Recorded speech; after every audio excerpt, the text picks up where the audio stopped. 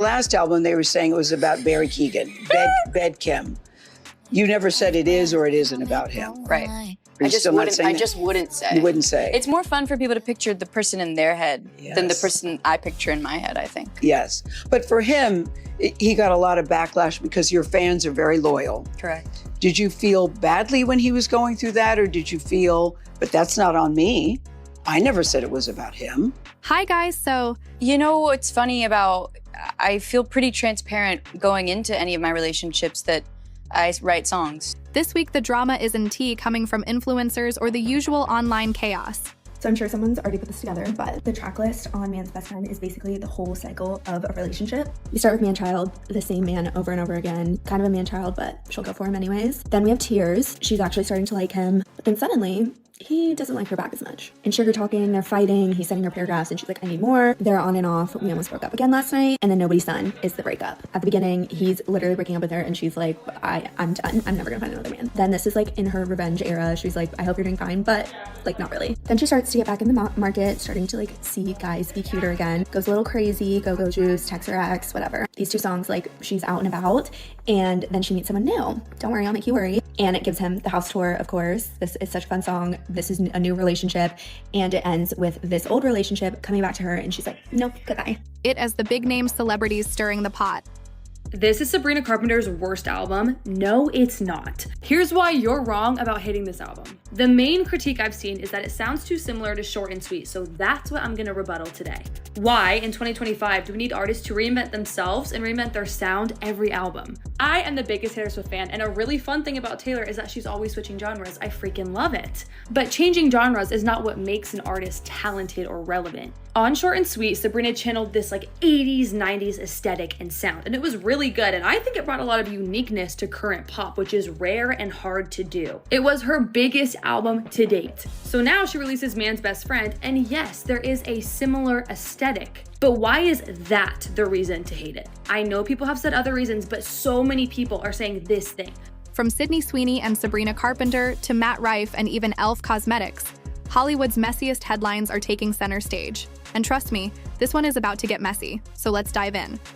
Man's Best Friend has been out for 24 hours and people either love it or hate it. And I think one of the main reasons why it's had like a little bit of a mixed discourse is it's totally not what we expected. I feel like something that Sabrina's team kind of dropped the ball on was the marketing for the album as a whole. I feel like that's something they've always done phenomenally well. Like as soon as Sabrina changed record labels and really like gave herself that fresh start, I feel like everything in her marketing has been so intentional, and I feel like they've really capitalized on the things that she's good at. And I feel like they kind of dropped the ball on this album because, first of all, Man's Best Friend, it's got such a provocative cover, and I feel like the cover is like, it doesn't have any meaning when you listen to the songs. But one comment under this video explained the meaning behind the cover and said, Sydney Sweeney has been at the center of controversy for months now, and the news that just broke over the weekend has her public image hanging by a thread. Matt Rife went on the Stiff Socks podcast with our baby Trevor Wallace. I was still actively seeing him at the time. In fact, we'd gone to dinner the night before. He was telling me all about how he was going on a podcast. He left your house to go to go to Stiff Socks. No, I was with him the night before. It doesn't matter, but the point is, I'm like I'm excited to watch it. I'm like, oh, gotta watch my man on a podcast. He goes on to say that he is disgusted by outie vaginas, like girls who have outie vaginas, because it looks like God left the tag on them. Now, I'm gonna give you guys the canceled exclusive here, but I, Brooke Schofield, have an outie vagina, okay? I've seen it, it's great. I have and so does 2/3 of America, you weirdos. Earlier this month, she was caught in a firestorm.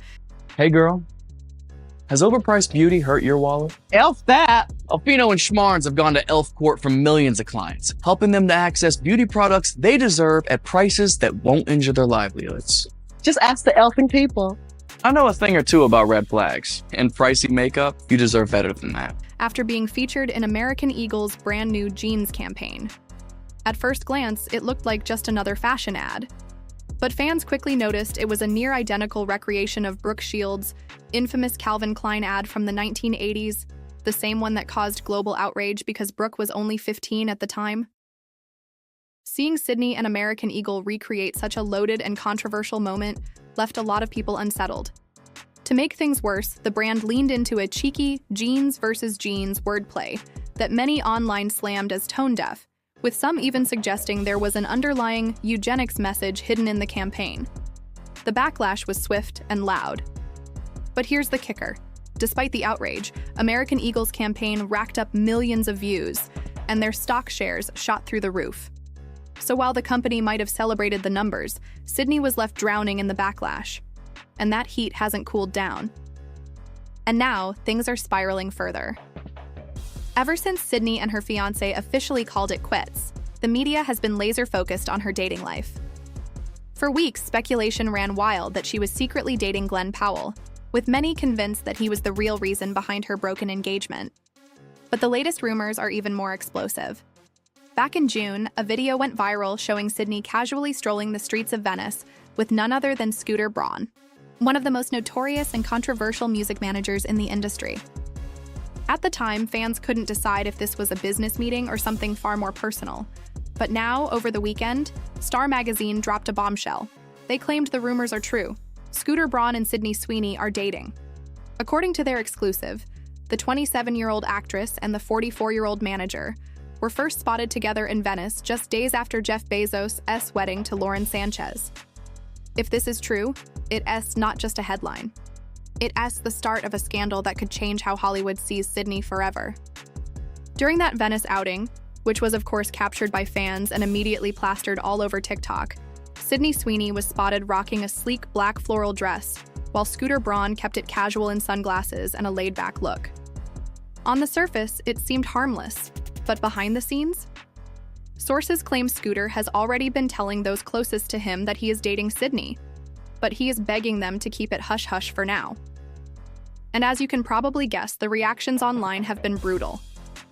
Fans are dragging Sydney left and right, pointing out that lately it feels like every decision she's making is a PR nightmare. From attending Jeff Bezos' over-the-top wedding, to that controversial American Eagle campaign, and now being linked to Scooter Braun, social media is calling her out. One viral comment even read, "She is probably going to become best friends with Blake Lively next. She's like the final boss of bad decisions." Another added, "I just know her publicist is tired." Someone else chimed in with, "Dating Scooter Braun and attending Jeff Bezos' wedding has to be in the top 5 worst decisions ever." The consensus online? Sydney is staying in the headlines, but for all the wrong reasons. Sure, she's still relevant, but people are starting to wonder, at what cost? And speaking of headlines, we have to talk about Sabrina Carpenter's brand new album. A few weeks back, Sabrina announced her project titled Man's Best Friend, and immediately fans were divided. The cover art and the title had people side-eyeing, with critics accusing her of leaning too hard into the male gaze.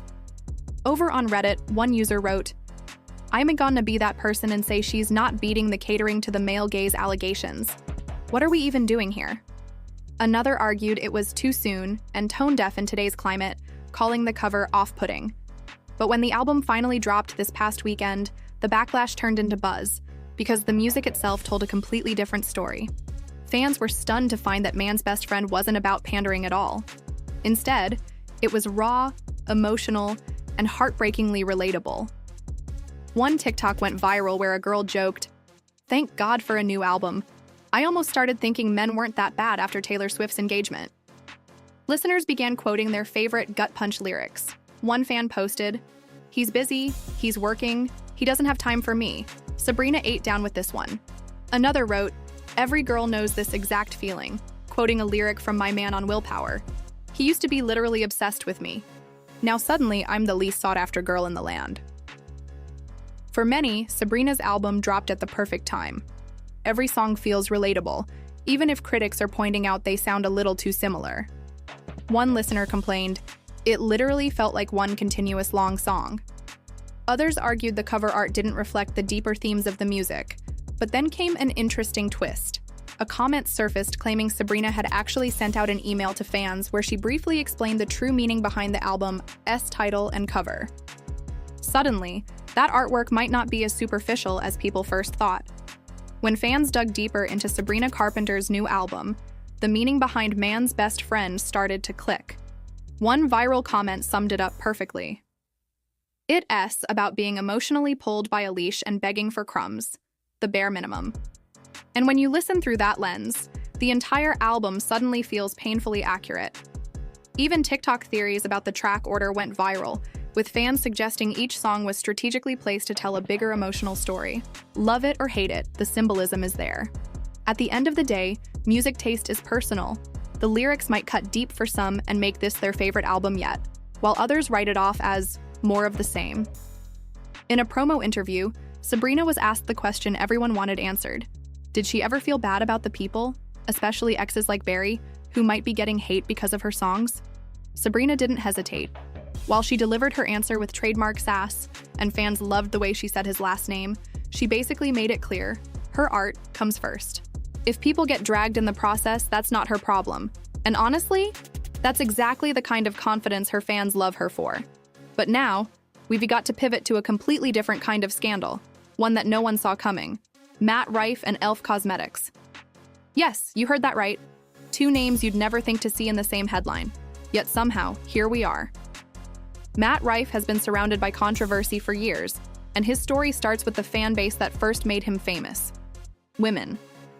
A lot of his early audience discovered him on TikTok, where clips of his stand-up went viral, largely because fans found him attractive.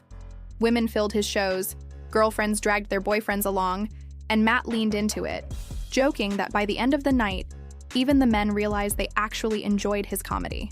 And for a while, that formula worked.